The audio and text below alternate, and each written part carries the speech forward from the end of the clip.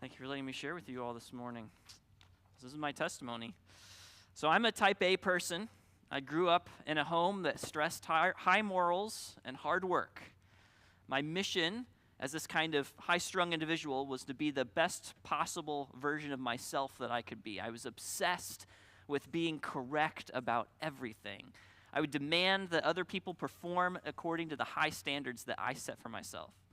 For example, I beat up myself for every wrong answer I received on a test in school, and I believe that everyone should be able to get an A on every assignment, on any assignment. This kind of high standard that I set also set me up to seriously question the faith that I grew up with. You see, I was born into a Christian family, and I believe I had accepted Christ at a young age, so young that I don't even really remember. I can remember a home video of my brother, who was like 6 at the time, trying to explain salvation to me, and I was like 2 at the time. But because I set such a high standard, I suddenly realized that I had to actually answer life's most difficult questions for myself, instead of just taking whatever I was told by my parents for granted.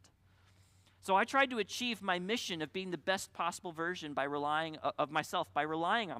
I was a cross-country runner who trained in and out of season and who got into weightlifting to make my body its best possible version. As I wrestled with what I actually believed, I spent 2 whole years getting my hands on every book I could get a hold of to try to understand some of the most basic questions of life and find its answers. Is there a God out there? If so, which God is the true one? How do I know that the Bible is reliable as God's word? But all of this work that I did on my body and my mind, it wasn't enough. I eventually became an angry person because I was constantly failing to live up to my own standards. My cross-country ability and training never took me far enough, and I could research as much as I wanted, but some questions may never have answers, or at least complete answers in this life. I began to realize that I was not sufficient, and that I could not accomplish everything I wanted to on my own.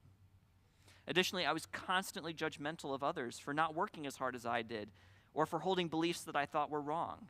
I didn't expect you to be perfect, but I expected you to at least try as hard as you could. And I often felt like the people that I encountered didn't, and so I became more and more judgmental of other people. I got to the point where in high school, my internal mantra to myself was, I hate people, because I couldn't stand being surrounded by people who did not think like I did or work as hard as I did. And so as a result of this poor thinking, I was angry at myself, I was angry at other people, and it made it hard for me to have lots of meaningful relationships with other people. But the turning point came for me when I finally came to the end of myself.